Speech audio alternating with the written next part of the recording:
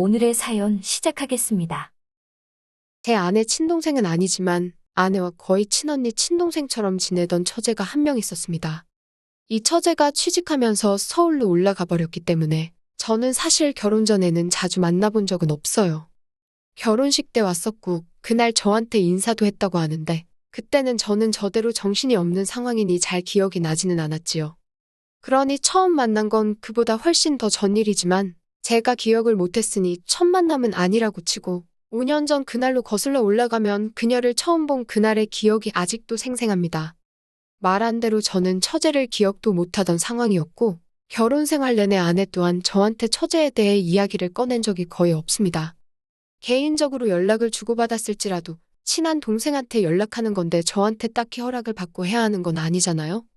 거기에 아내는 워낙에 동네에서 모르는 사람이 없을 정도로 마당발이고 친하게 지내는 동생들이 많았기 때문에 제가 직접 만나보거나 기억에 남을 만큼 강렬한 사건이 아닌 이상 그 많은 아내의 지인들을 제가 하나하나 전부 다 기억할 방법은 따로 없었습니다. 가끔은 아내가 전에 한번 봤다고 하면서 제가 자기 지인들 잘 기억 못하는 걸 가지고 서운함을 가질 때도 있는데 솔직히 저 같은 경험 해보신 분들 많을 거예요. 자주 만나거나 같이 술이라도 한 잔 마셨다 하면 정말 기억이라도 할 텐데 지나가다가 마트에서 오랜만이라고 인사 나누고 누구라고 소개받은 사람까지 제가 다 기억을 할 수가 없으니까요. 그런데 아내는 기가 막히게도 언제 어디서 마주쳐서 언제 저한테 소개를 시켜줬는지까지 다 기억하는 겁니다. 그게 여자랑 남자랑 다른 부분이 아닌가 생각해요. 아무튼 다시 본론으로 돌아가서 처제라는 여자는 저 또한 존재 자체도 모른 채 지냈고 어디 가까운 데서 마주치는 적도 없었기 때문에 아내가 저한테도 따로 소개해 준 적이 없던 여자입니다. 그러다 5년 전 어느 날 갑자기 처제라는 사람이 아내에게 연락해서 만나자고 연락을 해온 겁니다. 마침 그날은 제가 아내와 오랜만에 분위기 좀 잡으러 밖에 나와 있는 상황이었고 아내도 제 기분을 생각해서 지금 조금은 곤란하다는 식으로 대답을 했고요. 연락이 끝난 뒤에 누구냐고 물어보니 아내가 아무것도 아니라는데 얼굴 표정을 보니까 무척이나 신경이 쓰이는 것 같더라고요. 도통 데이트에 집중도 못하고 안절부절하는 게 아무래도 전화 온 사람한테 받은 연락이 조금 긴박한 사정이 있지 않을까 생각했습니다. 그래서 아내한테 무슨 일이냐고 말해보라고 물어봤어요. 아내는 예전에 정말 친자매처럼 지내던 동생이 하나 있는데 서울 올라간 뒤로 잘 지내고 있는 줄 알았는데 애가 울면서 지금 고향 내려왔다고 전화가 왔다며 저를 지금 좀 만나고 싶다는데 어떻게 해야 할지 모르겠다고 대답을 하더라고요. 아내 역시 연락 하나 없이 고향에 내려와 연락을 해온 처제의 소식에 적잖이 당황한 상황이었고 목소리가 좋지 않았으니 걱정이 되었던 겁니다.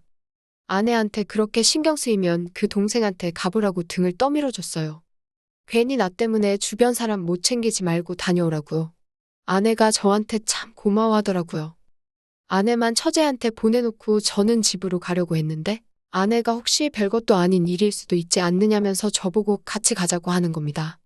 원래부터 이 동생이 실없는 장난을 많이 치고는 했다고 지금은 좀 심각해 보이기는 하지만 오랜만에 놀러와서 자기한테 장난치는 걸 수도 있으니 같이 가자고 하더라고요.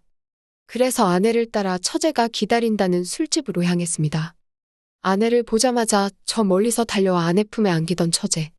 아내는 저한테 처제 우리 결혼식 때도 왔었는데 기억이 나냐고 물어보더라고요. 저는 당연히 기억이 안 난다고 했지요. 처제는 무슨 힘든 일이 있었는지 아내를 보자마자부터 눈물을 터뜨리더군요. 울고 있는 처제를 달래주고 일단 뭐 좀 먹으면서 이야기하자고 가게 안으로 들어갔습니다. 안주거리 이것저것 시켜가지고 기다리고 있는데 처제도 울 만큼 울었는지 코만 킁킁거리면서 울음을 집어삼키고 있었어요. 저는 정말 어색하더라고요. 별로 일면식이 있던 사람도 아니고 따지고 보면 그날 처음 본 거나 마찬가지인 사람이었으니까요. 중간에 가버리고 싶은 마음이 굴뚝 같았는데 또 저렇게 슬퍼하고 있는데 내 알 바 아니라고 하고 집으로 돌아가 버리면 너무 인정머리 없는 사람이 되는 게 아닌가 싶기도 하고 그리고 어차피 데이트하러 나온 상황이었는데 술자리로 바뀌게 되었으니 술이나 마시다 들어가면 되겠다 싶어서 꾹 참고 자리에 남았습니다. 아무튼 처제가 제정신을 차리는 것 같으니 아내도 옆에 붙어있는 제가 신경이 쓰였는지 그제서야 처제와 저에게 서로를 소개시켜 주더라고요. 처제는 이미 제가 아내와 결혼한 사이인 사실을 알고 있었고 저만 처제가 어떤 사람인지 소개를 받은 거나 마찬가지였습니다. 첫 만남부터 눈물만 찔찔 짜고 경우가 당황스러워서 못 봤는데 아내의 소개를 받으며 처제를 조금씩 살펴봤는데 정말 예쁘더라고요. 길다란 웨이브 머릿결에 키는 160보다 조금 더 큰 것 같아 보였습니다. 그때가 늦여름이었는데 여름에 어디 안 나가고 집안에만 있었는지 피부는 그을린 곳 하나 없이 새하얗게 돼 있었어요. 급하게 내려온 것 치고는 옷도 검정색 블라우스를 입고 전체적인 건 베이지색으로 통일한 복장으로 차려입고 나온 것 같았습니다. 그 중에서도 발가락이 보이는 구두를 신고 있었는데 키가 160 정도인데도 팔다리가 시원하게 축축 뻗은 처제의 모습을 설명할 수 있는 길다란 발가락과 성의 없게 하나만 새빨갛게 칠한 발톱이 자꾸 눈에 들어오더군요. 처제가 저한테 다시 정식으로 인사할 때 저는 처제의 머리끝부터 발끝까지 훑는데 단 2초도 걸리지 않은 것 같았습니다. 처제라고 해서 아내와 나이 차이가 많이 날 거라고 생각했는데 학교 1년 선후배 사이였으니 아내와는 1살, 저와는 3살 차이밖에 나지 않는다는 걸 알게 되었습니다. 동안의 외모 때문인지 아니면 세련된 스타일 때문인지 나이보다 한참 어리게 보았기에 그녀의 나이를 알고 깜짝 놀랐습니다. 울음을 완전히 그친 처제가 저를 조금 어려워하면서 모처럼 부부끼리 데이트 나왔는데 자기가 방해한 거 아니냐면서 어려워하길래 제가 너스레를 떨면서 이렇게 이쁜 동생이 있는 줄 알았으면 진작에 좀 알고 지낼걸. 이제 와서 알게 된 게 너무 아쉽다면서 분위기를 풀어줬습니다. 원체도 아내 앞에서 실없는 농담을 자주 하던 저였기에 처제의 미모를 칭찬하는 저의 말이 아내에게는 평소에 하던 똑같은 농담처럼 들렸던 것 같습니다. 오히려 긴장해 있는 처제를 안심시켜주는 저의 멘트에 아내가 저한테 따지고 보면 완전 남이나 다름없는데 이렇게까지 배려해줘서 고맙다는 말을 해줬을 정도니까요. 뭐 아무튼 이런저런 이야기 나누다 식사가 나오게 되었고 식사를 시작하면서 자연스럽게 술 한두 잔씩 나누게 되었습니다. 그런데 처제가 무슨 일인지 술잔이 비는 걸 보기가 무섭게 술을 혼자서 계속해서 따라 마시더라고요. 술을 각자 몇 병씩 비웠을 때쯤 분위기가 무르익고 이런저런 이야기가 나오다가 내가 처제에게 그래서 무슨 일로 이렇게 급하게 고향으로 내려와서 나를 찾았냐는지 물어봤어요. 그랬더니 여태 씩씩한 모습 보이던 처제가 다시 눈물을 보이며 자기 이야기를 하더군요. 남편이 바람을 피우다가 자기한테 걸렸는데 오히려 당당하게 이혼할 거면 이혼하라고 나온다는 겁니다. 네가 뭘 어쩌겠냐는 식으로 말이죠. 그렇게 대판 싸우고 이혼해줄 생각 없다고 말하고 무작정 고향으로 내려왔다는 겁니다. 그런데 고향에 노모 한 분 계시는데 아무것도 모르는 노모한테 몸을 의탁하기도 뭐하고 아는 사람을 떠올려봐도 아무리 다른 사람이 떠오르지 않아 저희 부부에게 연락을 했다 하더군요. 그 소리에 아내도 상황이 그랬냐며 진작에 연락하지 그랬냐고 하면서 처제를 보듬어줬고 저도 처제의 어깨를 토닥여주면서 있는 동안은 내 집이다 생각하고 편하게 있으라 했습니다. 그렇게 처제는 저희 집에서 지내게 되었어요. 저도 말은 내 집이다 생각하고 편하게 있으라 말을 했지만 처제가 머무는 기간이 이틀 3일을 넘어가니 부담스럽더라고요. 당장 방이 없어서 제 서재를 처제가 쓰게 되었는데 제가 여가 시간에 하는 컴퓨터며 읽는 책이며 다 그 방에 있으니 퇴근하고 집에 돌아오면 좀이 쑤셔서 죽겠는 겁니다. 그래서 퇴근하고 돌아온 아내한테 솔직하게 물어봤어요. 처제는 언제까지 우리 집에 머물게 될 것 같냐고요. 그런데 아내 입장에서도 우리한테 기대라고 먼저 말을 꺼냈는데 일주일도 안 됐는데 이제 나가라고 하는 것도 안 좋은 것 같고 처제가 남편하고 싸워서 급하게 집을 나오면서 가지고 있는 것도 없고 그런 것 같아. 어디 머물려면 돈도 없는 것 같은데 어디 애쫓을 수는 없지 않냐고 조금만 더 기다려달랍니다. 하루는 제가 낮에 커피를 하도 많이 마셔서 그런지 자려고 누웠는데 눈이 말똥말똥 하더라고요. 한참을 뒤척이다 안 되겠어서 밖에 나가서 담배라도 한 대 태우고 와야겠다는 생각에 방문을 나섰는데 하필 그 순간에 방문을 열고 나오는 처제를 마주친 겁니다. 물론 밤이라서 불은 다 꺼져 있었고 베란다 커튼을 통해서 희미하게 들어오는 달빛만이 전부긴 했는데 오히려 그동안에는 여자로 느껴본 적이 없었는데 그날 달빛에 비친 처제가 얼마나 아름답던지 그 순간만큼은 마음이 동하더군요. 처제도 당황했는지 목말라서 물 마시러 나왔다고 얼버무리길래 그러냐고 말하고 저도 더 있다간 정신이 어떻게 돼버릴 것만 같아서 후다닥 밖으로 도망 나오듯 뛰쳐나왔습니다.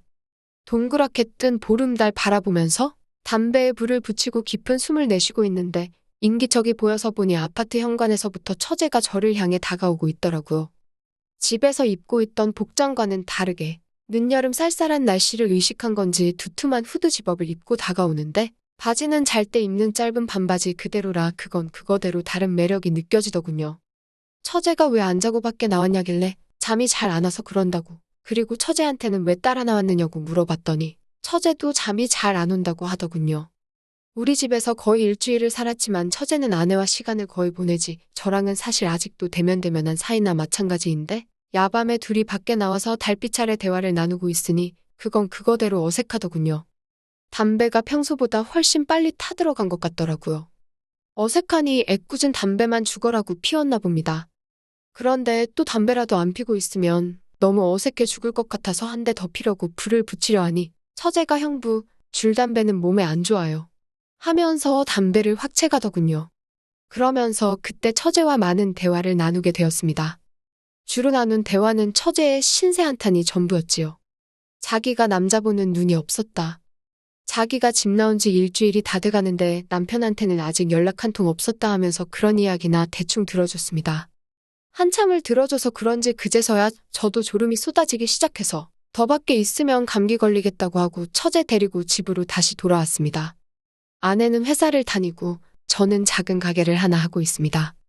직원 한 명 두고 두 사람이서 대충 돌리는 그런 가게인데 오래 일했던 친구가 있는데 오토바이 사고로 갑작스럽게 두 다리를 다쳐서 출근을 못하게 된 거예요. 그래서 한동안 둘이서 하던 걸 혼자서 하려니 죽겠더라고요. 집에 와서 처제랑 마누라랑 같이 밥 먹고 있다가 요즘 힘들어 죽겠다고 말하는데 처제가 그러면 그동안 자기가 제 가게에서 일을 해도 되겠냐고 하더라고요. 사실 집에서 빈손으로 나와서 여유자금이 있는 것도 아니고 안 그래도 우리 집에서 이렇게 신세지고 있는데 돈 없다고 손 벌리는 것도 염치가 너무 없는 것 같고 지낸 지 일주일이 넘어가는데 차라리 아르바이트비를 받아서 언제까지 머물지는 모르지만 머문 시간만큼 값은 치르고 가고 싶다는 거예요. 아내도 다친 저희 직원한테는 미안하지만 이게 다 처제 잘 되라고 하늘이 돕는 거라면서 그러면 좋겠다고 하는 겁니다. 일 자체가 어려운 일도 아니고 시간 때우는 게 대부분이기 때문에 초보자도 쉽게 할 수 있는 일이었고 저도 혼자서 하는 것보단 그래도 내 돈 주고 쓰는 사람한테 일 시키는 게 제 입장에서는 훨씬 편하기 때문에 그러자고 했어요. 처제를 알바생 부려먹는 것처럼 부려먹을 수는 없으니 저도 어느 정도 일을 해야 하긴 해야겠다는 생각이 들었지만 여전히 혼자 하는 것보단 낫겠다는 생각이 들었습니다. 그래서 처제가 다친 알바생 대신에 제 가게에 출근을 하게 되었습니다. 가만 보니 처제는 사회생활 경험이 없는 것 같더군요. 의욕은 활활 타오르는데 뭘 해야 할지 모르는 것 같아 보였어요. 그냥 오는 손님들한테 잘하면 된다고 했는데 그 말을 그대로 해석한 건지 손님들한테 최선을 다하고 싶었나 봐요. 들어오는 손님한테 인사 잘하고 다 좋은데 손님이 괜찮다는데도 계속 필요한 건 없으시냐면서 쫓아다니는 바람에 손님들이 기분 나빠져서 나가는 사람도 있더군요. 자기 지금 의심하는 거냐, 누굴 도둑으로 보고 이렇게 쫓아다니냐 하면서 말입니다. 처제한테 너무 의욕이 과한 것 같다고 천천히 해도 된다고 힘 좀 빼고 있으라 했어요. 우리는 손님이 도와달라면 도와주고 알아서 한다면 도와달라고 할 때까지 기다리면 된다고 이야기해주면서요. 그러면서 한동안 처제와 같이 일하면서 그냥 이것저것 가르쳐줬지요. 사실 제가 하기 귀찮아서 처제한테 떠넘긴 건데 처제는 그걸 나름대로 저한테 큰 은혜를 받고 있구나 받아들인 것 같았습니다. 이렇게 많은 걸 가르쳐준 건 형부가 자기 인생에서 처음이라고 하면서 말이죠. 덕분에 처제랑 금방 친해지게 되었습니다. 그동안은 처제가 집에 머문다는 사실이 너무 부담스러웠는데 가끔씩 가게 닫고 오면 아내는 야근하느라 늦게 오는 날이 잦았는데 집에서 같이 저녁 차려 먹을 사람이 있으니 그건 그거 나름대로 좋더라고요. 그렇게 한 달이라는 시간이 후딱 지나갔습니다. 그날은 평소처럼 가게 문을 열었는데 그날따라 유독 가게에 손님이 하나도 없던 날이었습니다. 보통은 아무리 못했어도 손님 네다섯은 왔다 갔어야 할 낮 시간인데도 불구하고 정말 개미새끼 한 마리 들어오지 않았습니다. 가게 청소도 다 해놨고 정리도 다 되어 있는데 맨날 듣는 똑같은 음악 소리만 울려 퍼질 뿐 가게 문이 밖에서 열릴 생각을 안 하더라고요. 처제도 심심해졌는지 카운터에 기대서 가게 바깥쪽만 바라보고 있었고요.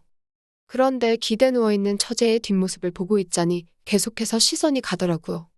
그땐 저도 제가 무슨 생각인지 몰랐습니다. 그러다 처제가 제 시선을 느낀 건지 아니면 처제도 바깥만 보는 게 지루해진 건지 갑자기 제 쪽으로 몸을 돌리더라고요.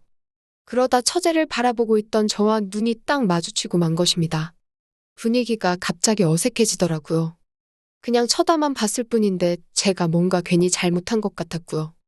두 사람이 서로의 눈을 빤히 바라보고 있고 알 수 없는 묘한 기운이 감돌자 저도 모르게 고개를 휙 돌려버렸습니다.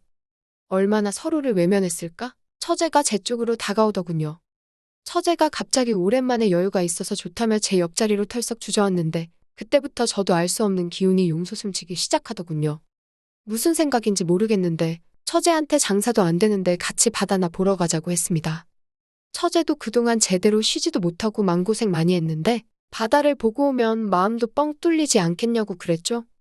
처제도 제 말을 듣고는 그래도 되냐고 신이 나서 있더군요. 그렇게 무작정 가게 문 닫아버리고 바다로 달렸습니다. 가을이 다가오고 있는지라 바다에는 사람도 많이 없고 바람도 시원하게 부는 게 둘이서 한참을 걸었던 것 같습니다. 그리고 집으로 돌아왔어요. 아내는 그날도 야근이라서 평소 퇴근보다 늦게 들어왔는데도 집에 들어오지 않았더군요. 처제한테 간단하게 밥 차려준다고 거실에서 TV 보면서 좀 쉬고 있으라고 하고 냉장고에 있는 것들 꺼내서 솜씨 좀 발휘하고 있었습니다. 그런데 처제가 주방에 기웃거리면서 제 관심을 끌려고 하더라고요.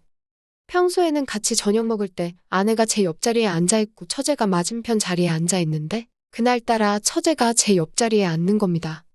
식사를 하는데 갑자기 처제가 눈물을 보이기 시작했어요. 형부는 참 친절한 것 같다고 자기 남편도 제 밥만 닮았었으면 좋았겠다고 하면서 말이지요. 시간 잘 보내놓고 왜 저러나 싶은데 또 옆에서 밥 먹다 말고 울고 있는 처제를 보니 많이 난감하더군요.